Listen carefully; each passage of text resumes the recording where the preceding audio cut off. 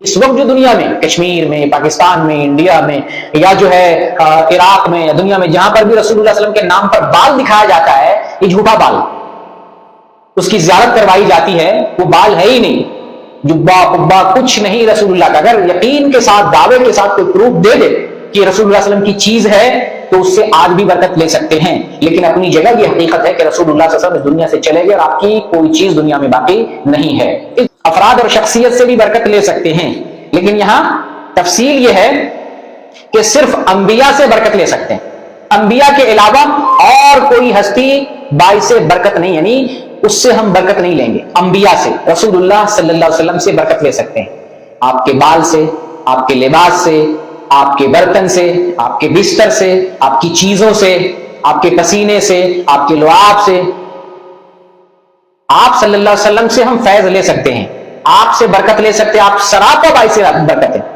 آپ کی ذات میں برکت ہی برکت ہے، آپ سے بہتر انسان دنیا میں آیا ہی کوئی نہیں، آپ کے بعد یا نبی کو چھوڑ کے نبی کے علاوہ غیر نبی میں کوئی ایسا انسان نہیں ہے جس کے پھونک سے، تھوک سے، جسم سے، پیر سے، پیشانی سے، قبر سے، اس کے چیزوں سے ہم برکت لیں، لیکن لوگ پیر سے، مرشد سے، خواجہ سے، ان لوگوں سے برکت لیتے ہیں، ان کا لباس لٹکا لٹکا کے رکھتے ہیں، ان کی جو ہے ان کے بستروں کو، ان کی چیزوں کو، ان کے اسلحے کو، ان کے سامان کو برکت کی نیت سے رکھتے ہیں اور ان سے برکت لیتے ہیں، جائز نہیں اسلام میں۔ غیر نبی سے برکت لینا، تبرک لینا جائز نہیں ہے، نبی صلی اللہ علیہ وسلم سے برکت لے سکتے ہیں۔ آئیے کچھ دلائل دیتا ہوں، اور وہ دلائل بھی آپ کو بڑی اونچی کتابوں سے دے رہا ہوں، چھوٹی موٹی کتابوں سے نہیں، بڑی اونچی کتاب، اور وہ کتابیں ہیں بخاری اور مسلم، صرف انہی دونوں کتابوں سے۔ ان دونوں کتابوں میں جتنی حدیثیں ہیں وہ سب کی سب صحیح ہے، بخاری سے دلیل دیتا ہوں یا صحیح مسلم سے حوالہ پیش کرتا ہوں۔ آئیے ایک حدیث پیش کر رہا ہوں جو صحیح مسلم میں ہے، حدیث نمبر 2069۔ اسماء بنت ابی بکر رضی اللہ تعالی عنہا بیان کرتی ہیں کہ رسول اللہ صلی اللہ علیہ وسلم کا ایک جبہ سیدہ عائشہ رضی اللہ تعالیٰ عنہ کے پاس تھا۔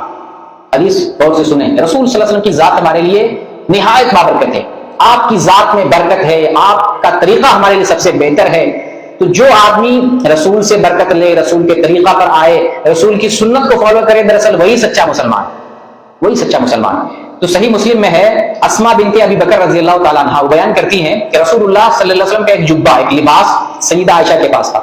سیدہ عائشہ رضی اللہ تعالیٰ عنہ جب وفات پا گئی ہیں تو وہ لباس یہ اپنے پاس رکھ لیتی ہیں، اسماء بنت ابی بکر۔ اسماء بنت ابی بکر یہ کون لگیں گی؟ عائشہ کی بہن ہوئی، وہ لباس اپنے پاس رکھ لیتی ہیں، اور جب کوئی آدمی بیمار ہوتا، بیمار پڑتا کوئی آدمی، اس لباس کو پانی سے دھلتی اور اس پانی کو بیمار کو پلا دیتی ٹھیک ہونے کی نیت سے۔ تو آپ صلی اللہ علیہ وسلم کے لباس سے بھی برکت لے سکتے، لیا بھی گیا ہے، یہ ایک دلیل بتایا ہے۔ تو دوسری دلیل جو بخاری کے اندر ہے، 3107 نمبر کی حدیث ہے، انس بن مالک رضی اللہ تعالیٰ عنہ کے پاس رسول اللہ صلی اللہ علیہ وسلم کے دو جوتے تھے جس میں تسمہ لگا ہوا تھا، ٹھیکا لگا ہوا تھا۔ کیوں رکھے ہوئے تھے؟ دراصل سمجھ رہے ہیں یہ رسول اللہ صلی اللہ علیہ وسلم کا جوتا ہے، اس لیے رکھے ہوئے تھے برکت کی نیت سے۔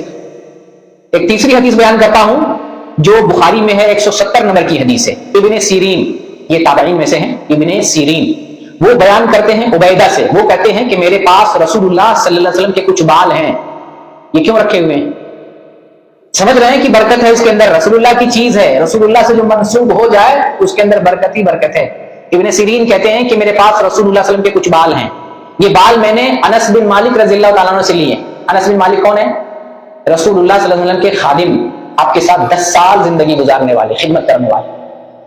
میں نے انس بن مالک رضی اللہ تعالیٰ سے لیے، یا اس کے اندر حدیث کے اندر ہے یا انس بن مالک کے گھر والوں سے لیے، ان کے گھر والوں کے پاس رسول اللہ کے بال تھے۔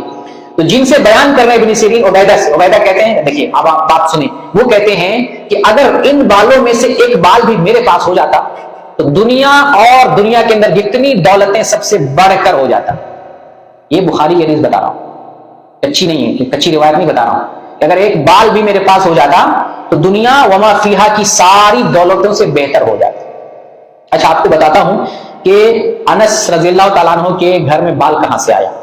یہ بخاری کی مسلم کی حدیث ہے، 1305 نمبر کی حدیث ہے۔ جب رسول اللہ صلی اللہ علیہ وسلم نے حج کیا تھا، حجۃ الوداع، آپ نے یوم النہر کو، یوم النہر جو ذوالحجہ کی 10 تاریخ ہوتی ہے، یوم النہر کو سب سے پہلے جمرہ عقبہ کو کنکری ماری جاتی، 3 جمرہ بنے ہوئے ہیں، 10 تاریخ کو صرف ایک کو کنکری مارنی ہوتی ہے، 7 کنکری۔ جمرہ عقبہ جو سب سے آخری والا ہوتا ہے، جس کو بڑا کہتے ہیں، حالانکہ سائز میں سب برابر ہے لیکن کہا جاتا ہے جمرہ عقبہ، جو مکہ کے سائڈ میں 7 کنکری ماری، آپ نے اپنی قربانی کی، قربانی دینے کے بعد آپ اپنا بال مڈاتے ہیں، آپ نے بال دائیں طرف اڑایا، اپنا جو ہے دائیں طرف بال مڑایا اور ابو طلحہ انصاری رضی اللہ تعالیٰ عنہ کو بلایا۔ یہ ابو طلحہ انصاری ہیں، والد ہیں انس بن مالک رضی اللہ تعالیٰ عنہ کے، لیکن سگے والد نہیں ہیں، یہ ہیں سوتیلے والد ہیں۔ ان کی امی ہیں ام سلیم رضی اللہ تعالیٰ عنہ، یہ ان کے بیٹے ہیں انس بن مالک رضی اللہ تعالیٰ عنہ، تو ان کی دوسری شادی ہوتی ہے ابو طلحہ انصاری رضی اللہ عنہ، یہ سوتیلے ہیں۔ تو نبی کریم صلی اللہ علیہ وسلم ابو طلحہ انصاری رضی اللہ تعالیٰ عنہ کو بلاتے ہیں، دائیں طرف سے بال جب کاٹتے ہیں تو انہیں دے دیتے ہیں، بال مڑنے کے بعد یہ بال لے لو۔ آپ نے کیوں دیا؟ بال کوئی دیتا ہے کوئی انسان؟ نبی کریم صلی اللہ علیہ وسلم نے دیا، آپ خود سمجھ رہے ہیں یہ باعث برکت ہے، آپ نے انہیں دیا، عنایت کیا۔ پھر آپ نے بائیں طرف والا بال مڑا اور پھر انہیں کو دیا ابو طلحہ کو کہ یہ بائیں طرف والا بال لو، اور بائیں طرف والا جو بال ہے وہ لوگوں میں تقسیم کر دو۔ آپ نے یہ کیوں کہا؟ ایک ایک چیز سمجھ میں آ رہی ہے؟ آپ نے یہ کیوں کہا یہ بات لوگوں میں تقسیم کر دو؟ یہ برکت کی چیز ہے، لوگ رکھ سکتے ہیں، برکت لے سکتے ہیں۔ تو ابو طلحہ انصاری رضی اللہ تعالیٰ عنہ کے پاس اس طرح سے، یا انس بن مالک رضی اللہ تعالیٰ عنہ کے گھر میں رسول اللہ کا بال اس طرح سے آیا ہوا تھا۔ اسی طرح سے ایک حدیث جو بخاری میں ہے 5896 نمبر کی حدیث ہے کہ ام سلمہ رضی اللہ تعالیٰ عنہ، یہ رسول اللہ صلی اللہ علیہ وسلم کی زوجہ محترمہ ہے، ان کے پاس رسول اللہ صلی اللہ علیہ وسلم کا بال تھا۔ جب کسی آدمی کو نظر بد لگ جاتا یا کوئی آدمی بیمار ہوتا تو لوگ خود ہی پانی بھیجتے تھے، کٹورے میں پانی بھیجتے تھے ام سلمہ کے پاس، اور وہ رسول اللہ صلی اللہ علیہ وسلم کا بال اس پانی میں ڈال دیتی تھی اور وہ پانی بھیجتی، تو پھر بیمار آدمی یا جس کو نظر بد لگی ہوتی تھی وہ پیتا اور شفا یاب ہو جاتا۔ یہ حدیث بھی کہاں پر ہے؟ صحیح بخاری میں حدیث، سب اونچے درجے کی حدیث بتا رہا ہوں۔ اسی طریقے سے ایک اور حدیث بتاتا ہوں جو بخاری کے اندر ہے، 189 نمبر کی حدیث ہے۔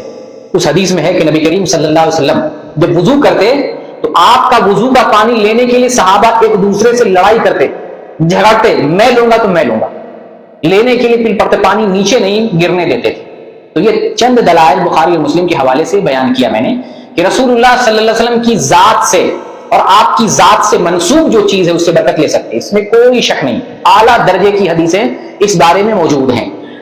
لیکن یہاں یہ بات بھی معلوم رہے کہ آج سے 14 صدیاں گزر گئیں، 1447 ہجری چل رہا، اتنے سال گزر گئے رسول اللہ صلی اللہ علیہ وسلم کی دنیا سے گئے ہوئے، وفات پائے ہوئے، اب اس وقت دنیا میں نہ آپ کا بال ہے، نہ آپ کا جبہ ہے، نہ آپ کی چپل ہے، نہ آپ کا بستر ہے، نہ آپ کی لاٹھی ہے، اور نہ ہی آپ کا جو ہے بیڈ ہے، نہ آپ کا برتن ہے، نہ آپ کا ممبر ہے۔